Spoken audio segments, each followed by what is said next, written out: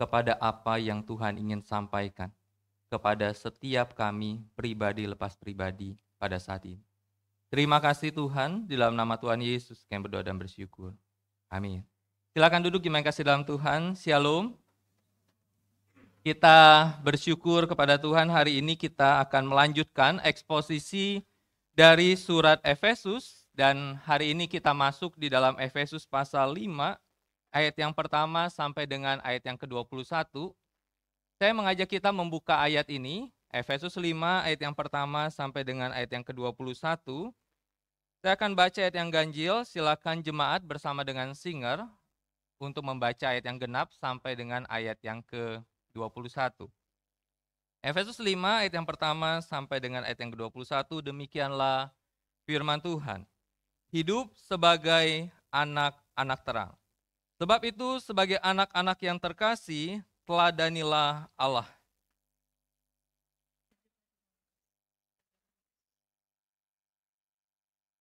Telah menyerahkan dirinya untuk kita sebagai persembahan dan korban yang harum bagi Allah. Tetapi percabulan dan rupa-rupa kecemaran atau keserakahan disebut saja pun jangan di antara kamu, sebagaimana sepatutnya bagi orang-orang kudus. Demikian juga bagi para kotor yang kosong atau yang sembrono, karena hal-hal ini tidak pantas, tetapi sebaliknya ucapan syukur. Karena ingatlah ini baik-baik, tidak ada orang cabul, orang cemar, atau orang serakah, artinya penyembah berhala yang mendapat bagian di dalam kerajaan Kristus dan Allah. Janganlah kamu disesatkan orang dengan kata-kata yang hampa, karena hal-hal yang demikian mendatangkan murka Allah atas orang-orang durhaka. Sebab itu, janganlah berkawan dengan mereka. Memang dahulu kamu adalah kegelapan, tetapi sekarang kamu adalah terang di dalam Tuhan. Sebab itu hiduplah sebagai anak-anak terang. Karena terang hanya berbuahkan kebaikan dan keadilan dan kebenaran. Dan ujilah apa yang berkenan kepada Tuhan. Janganlah turut mengambil bagian dalam perbuatan-perbuatan kegelapan yang tidak berbuahkan apa-apa, tetapi sebaliknya telanjangilah perbuatan-perbuatan itu. Sebab menyebutkan saja pun apa yang dibuat oleh mereka di tempat-tempat yang tersembunyi telah memalukan. Tetapi segala sesuatu yang sudah ditelanjangi oleh terang itu menjadi tampak, sebab semua yang tampak adalah terang. Itulah sebabnya dikatakan, bangunlah hai kamu yang tidur, dan bangkitlah dari antara orang mati, dan Kristus akan bercahaya atas kamu. Karena itu, perhatikanlah dengan saksama bagaimana kamu hidup.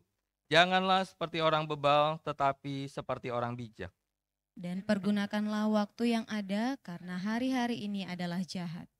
Sebab itu janganlah bodoh, tetapi usahakanlah supaya kamu mengerti kehendak Tuhan. Dan janganlah kamu mabuk oleh anggur, karena anggur menimbulkan hawa nafsu, tetapi hendaklah kamu penuh dengan roh. Dan berkata-katalah seorang kepada yang lain dalam mazmur, kidung puji-pujian dan nyanyian rohani. Bernyanyi dan lantunkanlah pujian bagi Tuhan dengan segenap hati. Ucaplah syukur senantiasa atas segala sesuatu dalam nama Tuhan kita Yesus Kristus kepada Allah dan Bapa kita. Tunduklah seorang kepada yang lain di dalam takut akan Kristus. Jemaat kasih dalam Tuhan, masih ingat masa kecil? Ketika kita masa kecil, kira-kira mainan apa yang kita suka main? Karet. Kalau karet itu mainnya gimana? Dibentuk dan kemudian jadiin tali, lompat karet berarti ya, bukan lompat tali ya, lompat karet. Kemudian apa lagi? Kelereng ya? Oke, kelereng. Kayaknya seangkatan ya kita ya. Nah, saya waktu kecil banyak hal yang saya mainkan. Kalau masa kecil saya itu teknologi belum terlalu maju. Ya paling Nintendo seperti itu ya dengan Mario Bros-nya. Tetapi saya cukup suka buat banyak hal. Yang pertama misalkan kulit jeruk Bali. Dibuat apa? Mobil-mobilan. Kemudian gedebong pisang. Dibuat apa? Pesawat-pesawatan. Kalau kertas, Kira-kira pesawat. Kira-kira kalau buat pesawat bentuknya sebagus apa kita ya? Saya buat pesawat dulu deh. 1, 2, kemarin saya minta diajarin Felix nih. 3, 4, 5, 6, 7,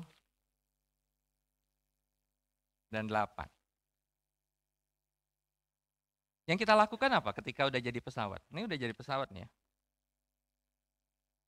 Hah? Langsung terbangin atau kita tiup? Kemudian baru kita terbangin. Itu rahasia dan masih misteri. Kenapa pesawat kertas itu harus ditiup dulu? Seorang anak kecil katakan gini, supaya ada tenaganya. Supaya ketika ditiup ada tenaganya dan bisa terbang jauh. Pertanyaannya adalah ketika seorang anak itu buat pesawat kertas, kenapa dia bisa buat pesawat kertas?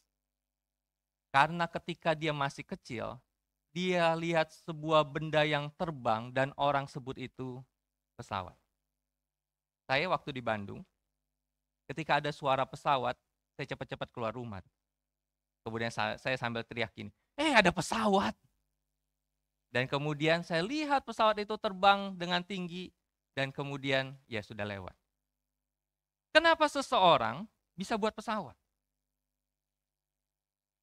Karena ketika seorang mencipta atau membuat pesawat itu, dia lihat burung, kenapa burung bisa terbang? Tetapi kenapa manusia nggak bisa terbang? Bagaimana bisa manusia bisa terbang? Maka kita perlu buat sesuatu yang seperti burung yang bisa terbang. Bapak yang kasih dalam Tuhan, ketika kita melihat topik kita hari ini, maka kita akan bicara tentang imitasi. Kira-kira imitasi itu apakah sama dengan palsu? Imitasi sama dengan palsu atau tidak? Sama atau tidak sama dengan palsu? Kalau kita melihat imitasi, itu sesuatu kata yang memiliki arti yang hampir sama dengan palsu. Tetapi tidak identik ketika imitasi dan palsu. Topik kita hari ini, kita tidak jadi orang palsu. Tetapi kita menjadi orang imitasi. Yang menjadi menarik adalah manusia itu seringkali disebut sebagai si peniru ulung. Itu di dalam artikel mentalhealing.id. Manusia itu sebagai peniru ulung, apapun dia tiru dan ketika dia tiru, maka dia akan mencoba menjadi apa yang dia tiru. Dan ini yang disebut sebagai social learning theory. Bahwa setiap individu penting untuk mengamati, mencontoh, dan meniru perilaku, sikap, serta reaksi emosional orang lain untuk berkembang. Dan itu yang terjadi di dalam kehidupan manusia. Dan ada dua proses menurut teori ini di dalam perilaku meniru yang seringkali kita lakukan. Yang pertama adalah pembelajaran observasi. Observasi itu bicara tentang apa yang dia lihat, kemudian dia mengobserve. Dia coba melakukan, dia coba mengikuti apa yang dia lihat. Tetapi kemudian yang kedua adalah proses mediasi. Sebuah proses mediasi dia lihat, tetapi dia tidak langsung lakukan. Dia coba berpikir dulu, dia coba mencerna dulu, dia coba mengkonsepkan dulu, dan kemudian baru dia lakukan. Maka ada 4 tahap ini nih, di dalam proses mediasi. Yang pertama, memperhatikan dan konsekuensi dari perilaku tersebut. Lihat, kemudian konsekuensinya apa kalau saya lakukan yang sama. Kemudian retensi, seberapa baik perilaku itu diingat. Banyak perilaku yang kita lihat sebenarnya. Tetapi tidak semua perilaku yang kita lihat, itu kita ingat. Seseorang yang melakukan mediasi adalah seseorang yang melihat sebuah perilaku dan dia menarik Perilaku itu menarik baginya dan kemudian dia coba ingat perilaku itu. Kemudian yang ketiga, reproduksi. Kemampuan melakukan perilaku yang sama dengan yang ditunjukkan oleh model. Jadi diikuti, dipolakan. Di satu tahap kemudian dia ikuti satu tahap itu. Kemudian yang keempat, motivasi. Keinginan melakukan perilaku. Kira-kira bagian ini, imitasi ini seringkali terjadi di dalam lingkup apa? Keluarga. Bapak Ibu, di dalam kehidupan keluarga itulah tempat bagaimana imitasi itu terjadi. Bagaimana proses observasi itu terjadi, bagaimana proses mediasi itu terjadi di dalam keluarga. Makanya, membentuk sebuah keluarga itu nggak mudah. Orang muda ketika ingin membentuk keluarga hanya fokusnya adalah saling mencintai, kita memutuskan menikah, dan kemudian setelah menikah urusannya nanti. Enggak segampang itu. Karena di dalam keluarga kita membentuk manusia. Seorang jemaat kita, saya sudah izin foto ini. Seorang jemaat kita memfoto suaminya dengan anaknya. Suaminya itu sedang ngambil sesuatu di bawah kulkas. Kemudian anaknya itu lihat papanya dan kemudian ikuti apa yang papanya lakukan. Kemudian mamanya tulis gini, apapun yang dilakukan bapaknya diikuti. Apapun yang dilakukan oleh sang ayah, anak itu ikuti. Pertanyaannya adalah, kenapa sang anak itu ikuti bapaknya? Adalah karena ini. Karena sang ayah mempunyai banyak waktu dengan sang anak. Sang ayah mempunyai banyak tindakan, banyak kedekatan, banyak sentuhan fisik dengan sang anak, dan anak itu mengasihi bapaknya, dan dia ikuti apa yang dikatakan oleh sang bapak, apa yang dilakukan oleh sang bapak. Rekan-rekan, di dalam anak imitasi orang tua, maka kita kembali kepada bagian ini. Orang percaya adalah imitasi Allah. Ketika kita bicara tentang imitasi Allah, maka saya kasih disclaimer ini dulu. Bahwa di dalam Efesus 5 adalah instruksi yang diberikan Paulus kepada orang-orang yang telah diselamatkan. Bukan karena perbuatan baik, tetapi karena anugerah Allah. Di dalam Efesus 5 pun bukan petunjuk menjadikan kita agar benar di hadapan Allah, tetapi petunjuk hidup bagi kita yang telah dibenarkan oleh Allah. Sehingga ketika kita melihat akan hal ini, kenapa kita bisa menjadi imitasi? Maka karena kita adalah orang-orang yang telah diselamatkan oleh Tuhan. Kita bisa mengimitasi atau jadi imitasinya Tuhan. Kata imitasi yang digunakan oleh Paulus adalah mimetes, yaitu peniru atau pengikut. Peniru atau pengikut akan Allah itu sendiri. Kalau kita bicara tentang meniru ya, seringkali kita senang nggak sih ditiru oleh anak kita? Kalau orang tua yang punya anak yang masih pengen dekat sama kita, kemudian mereka tiru kita, kira-kira seneng nggak? Makanya kan seringkali orang menilai kita, anaknya itu mirip papanya ya. Mirip mamanya. Bukan hanya mirip secara fisik, bukan hanya mirip secara hidungnya, bukan hanya mirip secara matanya, tetapi mungkin mirip secara perilaku, berpakaian, kemudian dandannya. Dan ketika anak itu meniru kita, maka itu adalah sebuah bentuk sanjungan yang paling hebat. Jika seseorang meniru Anda, maka mereka mengagumi Anda. Di dalam lingkup hamba Tuhan juga ada tuh. Hamba Tuhan yang baru lulus meniru hamba Tuhan senior di dalam cara berkhotbahnya, di dalam cara ngomongnya, di dalam cara marahnya. Ditiru tuh. Kenapa? Karena saya mengagumi hamba Tuhan itu. Pertanyaannya adalah, ketika kita meniru Tuhan, maka sesungguhnya kita mengagumi Tuhan. Kebalikan dari kalimat ini adalah kalau kita tidak meniru Tuhan, jangan-jangan kita tidak mengagumi Tuhan. Kebalikannya adalah kalau kita masih meniru dunia ini, jangan-jangan Karena kita mengagumi dunia ini dan bukan mengagumi Tuhan. Kalau kita biasa-biasa saja dalam hidup sebagai orang Kristen, sama sekali tidak ada perbedaan sebelum kita diselamatkan dan sesudah diselamatkan. Jangan-jangan kita selama ini tidak mengagumi Tuhan. Tidak menganggap Tuhan itu sebagai pribadi yang kita kagumi, sehingga kita harus tiru apa yang Tuhan kehendaki untuk kita lakukan. Kita harus meniru Tuhan karena kita berjalan bersama Tuhan. Rekan-rekan, saya mengawali 3 poin yang kita renungkan hari ini dengan kata kita berjalan. Kita berjalan yang pertama adalah kita berjalan dalam kasih, bukan dalam dosa. Kita berjalan dalam kasih, bukan dalam dosa. Kata kasih yang diberikan oleh Paulus di dalam ayat ini adalah agape. Sebuah kasih yang tanpa syarat. Sebuah kasih yang berkorban, sebuah kasih yang ditunjukkan secara nyata oleh Kristus kepada umat manusia.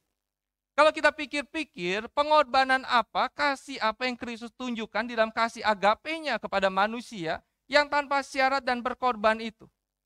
Kita seringkali hanya fokus kepada satu titik, yaitu kasih Kristus yang berkorban, kasih Kristus yang tanpa syarat adalah kasih Kristus ketika dia mati di atas kayu salib. Tetapi kalau kita baca 4 Injil, kalau kita baca nubuatan di dalam perjanjian lama, maka kita bisa melihat bahwa pengorbanan Kristus di dalam kasih agape itu tidak hanya satu titik, yaitu di dalam peristiwa salib. Tetapi runutan itu terjadi. Mulai dari apa?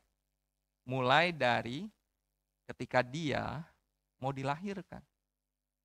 Dia mau berkorban lahir di sebuah tempat yang tidak layak harusnya untuk manusia lahir. Tetapi dia mau lahir di situ. Bisa tidak dia tunda dulu, tunggu sepi itu ya. Kemudian dia baru lahir. Tetapi dia tetap mau lahir di waktu itu. Ketika orang banyak berkumpul, ketika pendataan penduduk itu terjadi, dia lahir waktu itu. Ketika tidak ada tempat tinggal, dia mau lahir waktu itu. Di dalam masa dia melayani, dia tunjukkan kasih agape. Tunjukkan. Ketika dia begitu aktif melayani, memberitakan kabar baik kerajaan Allah itu. Dan kemudian orang dengan santai berkata gini, bukankah dia ini anak tukang kayu? Bukankah dia ini saudara-saudaranya ada sama-sama dengan kita? Kenapa dia anak tukang kayu layak atau melayakkan dirinya untuk mengajar kita? Penghinaan terjadi. Tetapi dia lakukan pengajaran itu. Ketika dia harus menempuh perjalanan yang panjang, tidak di mobil yang ber-AC, perjalanan yang panjang yang harusnya mengotori kakinya dan debu-debu itu menempel di jubahnya, tetapi dia menempuh perjalanan itu. Untuk apa? Satu misi, yaitu untuk memberitakan kerajaan Allah. Puncaknya adalah ketika dia di dalam peristiwa salib. Sehingga ketika Paulus gunakan kata kasih agape di situ, dia ingatkan orang-orang percaya di Efesus dan firman Tuhan ingatkan kepada kita bahwa bagaimana kita yang telah diselamatkan adalah kita yang dipanggil juga untuk belajar menunjukkan kasih yang tanpa syarat itu.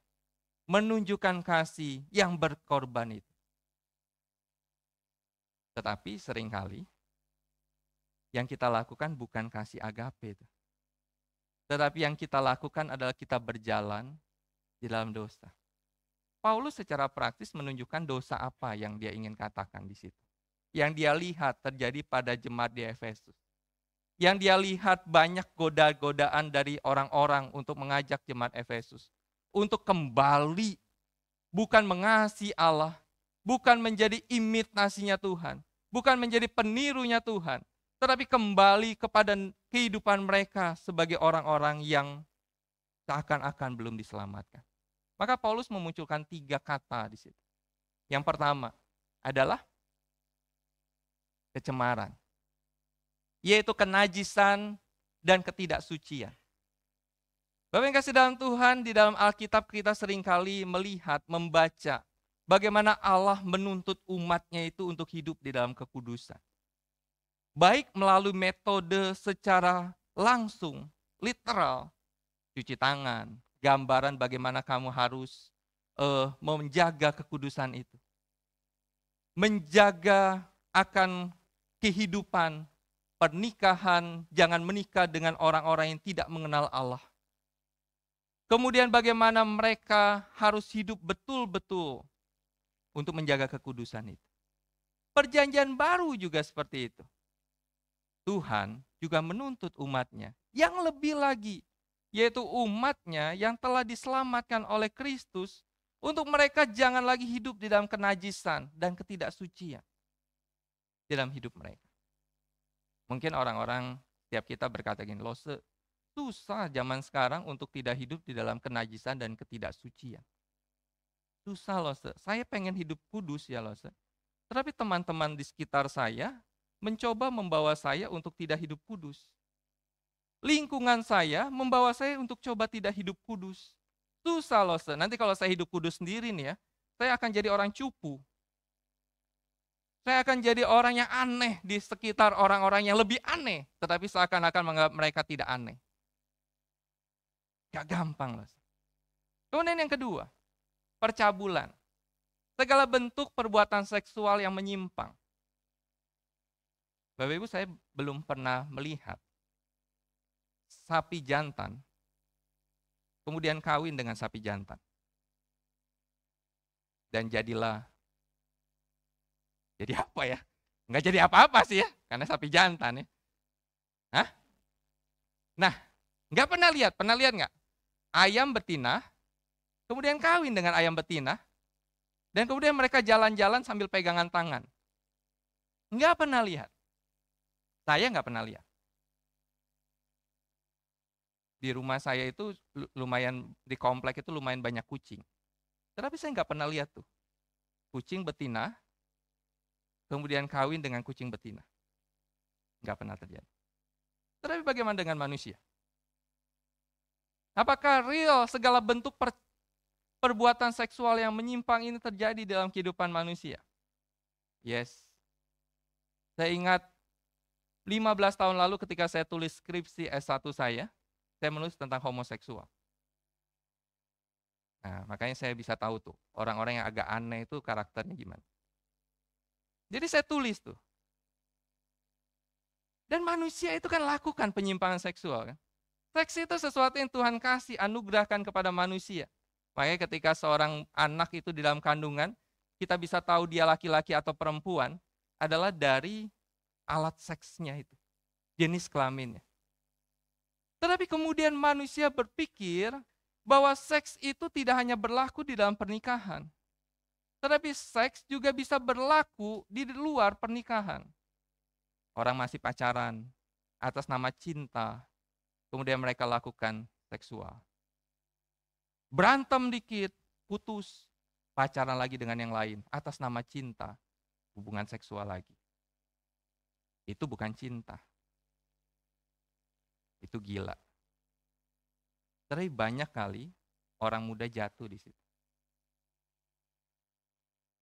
Belum lagi laki-laki dengan laki-laki. Belum lagi perempuan dengan perempuan. Belum lagi suami orang dengan istri orang. Aneh. Kita lebih rendah, atau manusia kalau melakukan itu lebih rendah daripada hewan yang tidak pernah melakukan. Tetapi Paulus ingatkan itu, hati-hati dengan percabulan. Yang ketiga, keserakahan. Keinginan yang berlebihan atau keserakahan itu.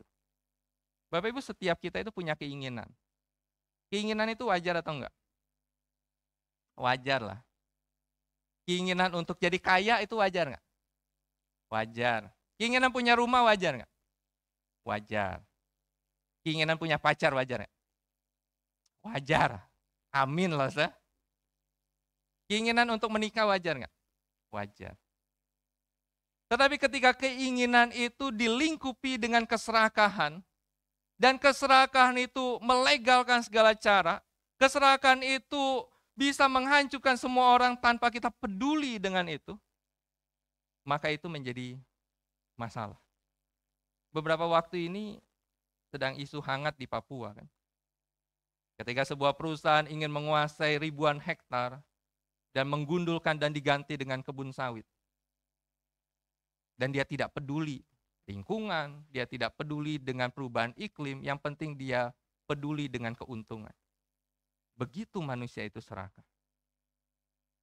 Dan Paulus ingatkan, kalau kamu adalah orang yang ingin menjadi imitasinya Allah, imitasinya Kristus, kamu harus hidup di dalam kasih agape itu.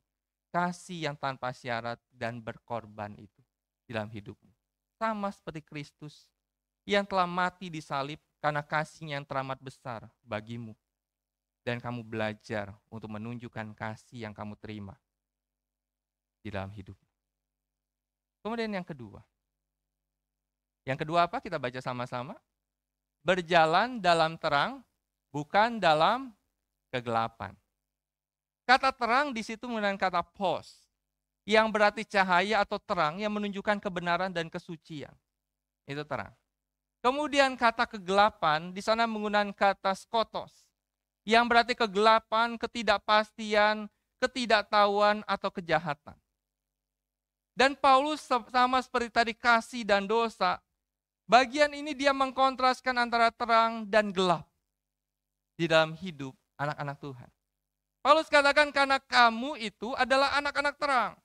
Kamu itu adalah orang-orang yang telah dikeluarkan dari kegelapan menuju kepada terang yang ajaib itu. Menjadi orang-orang yang menjadi terang di dalam hidup ini. Kalau Alkitab memunculkan kata terang, maka Alkitab itu mempunyai dua arti tentang kata terang. Yang pertama adalah arti secara literal, yaitu terang yang secara fisik. Lampu ini memancarkan terang. Dan terang itu bisa kita lihat. Kalau terang itu terlalu terang, kita silau dan kita tutup mata. Tetapi terang itu bisa membuat kursi ini terlihat, kita terlihat, suasana terlihat. Tetapi kemudian terang yang kedua adalah terang secara kiasan. Secara gambar, kiasan itu yang menunjukkan tentang kebijaksanaan di situ. Menunjukkan tentang kehidupan yang benar di situ. Menunjukkan bagaimana hidup yang ingin menyerupai Tuhan di situ. Dan itulah yang ingin Paulus katakan tentang terang itu. Kita dipanggil sebagai anak-anak terang. Anak-anak Tuhan yang orang lain lihat tanpa kita harus bilang saya ini orang Kristen loh. Tetapi mereka bisa lihat kita dan mereka tahu kita orang Kristen. Tanpa kita harus berkata dengan pameran berkata saya ini orang Kristen. Tetapi mereka bisa tahu kita orang Kristen. Kemarin saya lihat postingan seorang mantan anak remaja saya. Dia nikah, bukan di sini ya. Anak remaja saya di sini belum menikah, yang pemuda sudah. Nah, dia nikah. Saya lihat postingan kokonya, dia nikah berdiri. Anak remaja saya ini cowok, terus kemudian sebelahnya itu istrinya sedang pasangkan cincin kepada sang suami. Tetapi kemudian saya lihat belakangnya. Saya lihat kenapa bukan salib saya pikir. Ternyata dia nikah bukan secara Kristen. Kemudian saya ikuti IG-nya. Kemudian di IG itu kan ada deskripsi ya. Kemudian dia tulis satu ayat. Saya kehilangan satu orang. Orang yang lupa untuk memancarkan terang itu di dalam hidupnya. Rekan-rekan, kita dipanggil untuk menjadi terang di dalam hidup kita. Di dalam kesaksian hidup kita. Di tengah-tengah keluarga kita. Di dalam tempat kerja kita. Di tempat usaha kita. Di segala sesuatu yang kita lakukan, kita dipanggil untuk berjalan dalam terang. Cahaya terang Kristus itulah yang membuat kita bisa menerangi dan menjadi terang. Terang yang kita punya bukan hasil dari kita yang menghasilkan terang. Tetapi karena Kristus yang adalah terang itu, yang membuat kita bisa memancarkan terang. Kemudian yang ketiga, berjalan dalam hikmat, bukan dalam kebodohan. Kata hikmat di situ menggunakan kata sophia, yaitu pengetahuan yang mendalam, wawasan yang diterapkan secara bijaksana dalam kehidupan sehari-hari. Itu hikmat. Tetapi kebodohan itu bicara tentang perilaku atau pemikiran yang tidak bijaksana, tidak masuk akal, terutama dalam konteks moral dan spiritual. Kita sebagai orang-orang yang mimetesnya Tuhan, pengikutnya Tuhan, kita berjalan dalam hikmat. Lalu apa hikmat yang seperti apa yang Paulus ingin katakan di dalam bagian ini? Adalah hikmat di dalam waktu yang kita punya. Paulus berkata gini, berjalan dalam hikmat, bagaimana kita memanfaatkan waktu sebaik-baiknya, karena hidup ini singkat. Ada satu terjemahan lain dikatakan, menebus waktu. Bukan hanya memanfaatkan waktu sebaik-baiknya, tetapi kita menebus waktu kita untuk Tuhan. Kalau saya katakan hidup ini singkat, setuju atau enggak sih? Saya umur tahun ini 41 jalan 42. Mama saya waktu meninggal waktu tahun lalu, itu umur 81. 40 tahun saya bersama dengan mama saya. Tetapi kemudian saya berpikir, singkat sekali ya. 40 tahun. Belum lagi ketika saya kehilangan papa saya umur saya 9. Lebih singkat lagi. 9 tahun. Bapak Ibu, hidup ini singkat. Singkat. Kemarin anak saya baru bagi rapot. Jangan tanya nilainya. Bagus. Nah, ketika pulang, dia bilang gini, Papi, kelas 5 ini kok rasanya cepat ya, Pi? Padahal kan sama aja ya, rasanya setahun. Tetapi kemudian dia bilang, iya cepat. Beda sama kelas 4, kayaknya lama betul. Saya pikir-pikir, kayaknya Papi bayar SPP tetap 12 bulan kok ya, enggak kurang 9 bulan. Tetapi dia nikmati itu ketika kelas 5. Bapak Ibu, hidup ini singkat. Anak-anak kita, mungkin kita masih punya memori ketika kita gendong. Kita bilas ketika dia buang air. Kita tuntun dia untuk belajar jalan. Kita pakein baju dia ketika dia salah kanan dan kiri. Atau baju jadi celana. Kemudian kita bilang, ini baju ya, bukan celana. Kita sisir rambutnya. Tetapi tiba-tiba anak kita sudah mau kuliah. Tiba-tiba anak kita sudah bawa perempuan ke rumah kita dan kenalin, Pi, ini pasangan saya. Tiba-tiba anak kita pamit kepada kita dan kemudian katakan, Pi, saya mau kuliah ke luar negeri.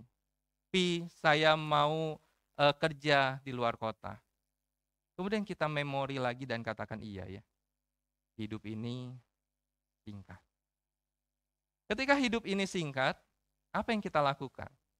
Paulus katakan, kalau kamu memetesnya Tuhan, kamu harus menebus hidupmu yang singkat ini. Setiap orang itu dikasih 1 hari 24 jam sama. Tetapi tidak semua orang yang dikasih 24 jam dalam sehari bisa menebus waktu 24 jam itu untuk Tuhan. Untuk memuliakan Tuhan. Mungkin 24 jam itu dilakukan hanya untuk rutinitas. Tetapi rutinitas pun bisa kita lakukan untuk menebus waktu itu untuk kemuliaan Tuhan. Kita mungkin kerja, saya nggak setuju dengan orang yang katakan ini, kita jangan hidup dalam rutinitas. Tetap kalau kita mau keluar dari rutinitas, tetap kita akan kembali ke rutinitas. Tetapi yang kita lakukan ketika sekalipun kita harus bangun pagi, berangkat kantor, siapin makanan untuk pasangan kita, kemudian berangkat, pulang kerja sampai malam. Itu rutinitas. Tetapi di dalam rutinitas itu yang kita lakukan adalah kita menebus waktu di dalam rutinitas itu untuk Tuhan. Ketika kita ketemu customer, kita tebus waktu itu untuk Tuhan. Bukan hanya sebatas untuk keuntungan, dapat customer, dapat income yang lebih besar. Tetapi untuk kemuliaan Tuhan. Seberapa kita menebus waktu, Bapak Ibu? Waktu itu nggak pernah bisa terulang. Nggak akan pernah bisa kembali. Waktu itu ketika sudah lewat, hanya muncul satu kata. Sejarah. Masa lalu. Tetapi sejarah dan masa lalu yang seperti apa yang kita sudah buat di dalam menebus waktu yang sudah berlalu. Mengukirkan di waktu yang sudah pernah kita lewati itu. Apakah untuk kemuliaan Tuhan atau sebatas untuk sebuah tindakan yang biasa yang kita lakukan. Karena itu yang bisa terjadi adalah 3 poin ini, bagaimana kita penuh dengan roh. Ketika kita penuh dengan roh, kita dikuasai oleh Allah, maka Paulus memunculkan 3 kondisi ini. Yang pertama, kita baca. Hati dan mulut yang penuh dengan mazmur, puji-pujian, dan nyanyian rohani. Bulan lalu, remaja itu gunakan buku Abraham dari buku Abel. Dan salah satu poinnya adalah tentang ibadah. Kemudian di dalam persiapan saya bilang gini, orang Kristen itu dikenal sebagai orang yang suka nyanyi. Kalau kita pikir-pikir, iya juga ya. Ketika ada yang lahiran, sebelum doa, nyanyi. Ketika ibadah minggu, yang dilakukan adalah nyanyi. Nyanyi kita itu kurang lebih 25 menit sampai 30 menit. Kemudian ketika kebaktian doa. Nah, Bapak Ibu yang belum kebaktian doa, mulai kebaktian doa ya. Nah, ketika kebaktian doa, yang dilakukan adalah nyanyi. Ketika kedukaan, salah satu poin di dalam liturgi kedukaan adalah nyanyi. Ketika di mobil, sendirian, yang dilakukan adalah nyanyi. Nyanyi itu sebagai sebuah gambaran pengagungan kita kepada Tuhan. Kata mazmur, kalau kita baca mazmur itu 150 nomor, maka di sana pengagungan di dalam setiap kondisi apapun ada di situ. Kelahiran, bangun tidur, mau tidur, kemudian dikejar-kejar musuh, kemudian kekalahan, segala sesuatu tercakup, kondisi manusia tercakup di dalam mazmur, dan mazmur itu adalah pujian kepada Tuhan. Puji-pujian dan nyanyian rohani. Kemudian yang kedua, kita selalu belajar untuk mengucap syukur pada Allah dalam segala perkara. Kita tidak hanya belajar untuk mengucap syukur pada Allah ketika kita diberkati oleh Tuhan. Kita tidak hanya belajar bersyukur kepada Tuhan ketika jabatan kita naik. Kita tidak hanya belajar bersyukur pada Tuhan ketika kita diberikan bisa melahirkan anak. Kita belajar untuk bersyukur kepada Tuhan tidak hanya sebatas ketika istri kita masaknya enak. Kita belajar bersyukur kepada Tuhan tidak hanya ketika suami kita pulang dan katakan, ATM-nya sudah terisi mah dengan gaji saya. Tetapi Paulus katakan, mengucap syukurlah dalam segala perkara. Gampang tidak? Enggak. Saya termasuk seseorang yang realistis, saya katakan enggak gampang. Tidak gampang. Bersyukur di dalam kedukaan enggak gampang. Ketika saya kehilangan mama saya, Senin, Selasa, Rabu dimakamkan, sangat lelah ketika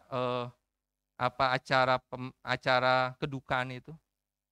Tetapi kemudian itu hari Rabu, malamnya kami datang ke kebaktian doa.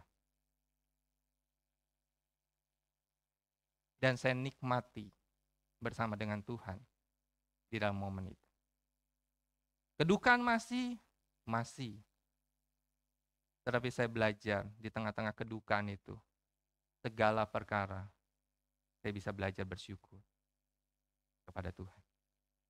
Yang ketiga, tunduk atau merendahkan hati satu sama lain dengan rasa hormat terhadap Kristus.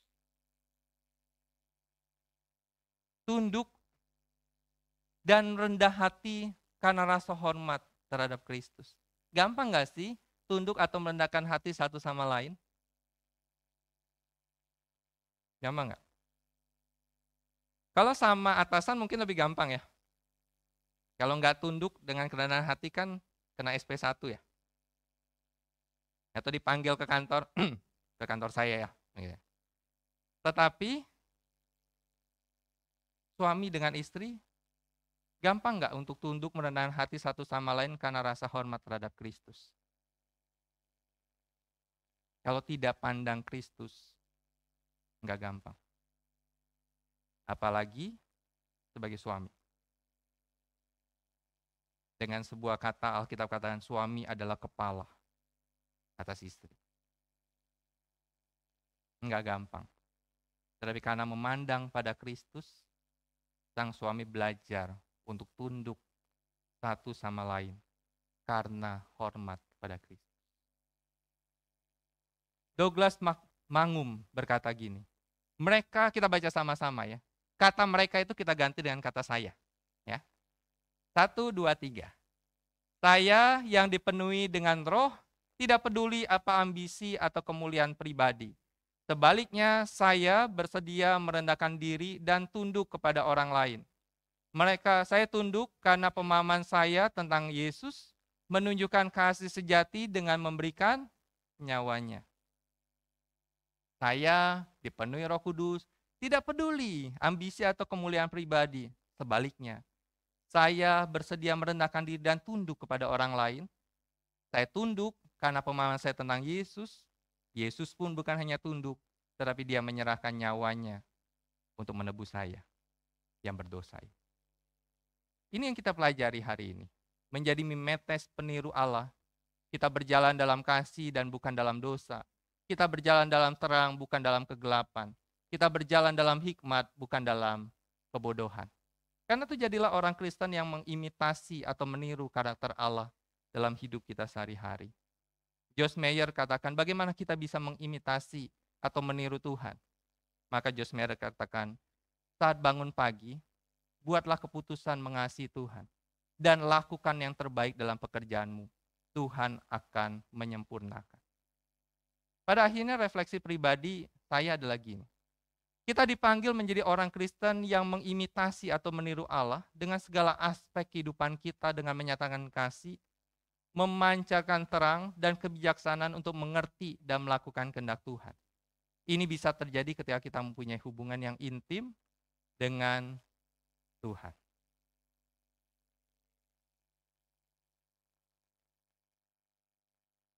Hai. Bapak Ibu, hubungan kita dengan Tuhan seperti relasi kita, apa ya? Nah, hubungan kita dengan Tuhan, gambaran yang paling dekat adalah hubungan ayah dengan anak. Saya dekat dengan Felix dekat dengan maminya, adalah karena ketika kami punya waktu. Di tengah-tengah kesibukan kami punya waktu. Dia tahu saya mengasihinya, dan saya tahu dia mengasihi saya. Kita dipanggil untuk itu. Tetap di sini aja ya. Nah, kita dipanggil untuk itu. Lumayan masuk YouTube. Nanti jadi terkenal. Nah, kita dipanggil untuk itu. Kita dipanggil sebagai anak-anak Tuhan. Tuhan dekat dengan kita. Yes. Tuhan tidak pernah tinggalkan kita. Yes. Tetapi pertanyaan adalah, ayo belajar dekat sama Tuhan. Ayo belajar untuk dekat dengan Tuhan. Itulah home. Kami tidak hanya bertujuan untuk membuat atau mempunyai rumah. Tetapi kami mengkondisikan dan mengupayakan home itu. Saling menerima, saling memahami, dan saling berjalan bersama. Biarlah itu yang kita lakukan sebagai anak-anak Tuhan. Kita dengan Tuhan, kita dengan sesama. Jadilah mimetes dalam hidup kita. Kita berdoa. Minta lo setuju untuk berdoa.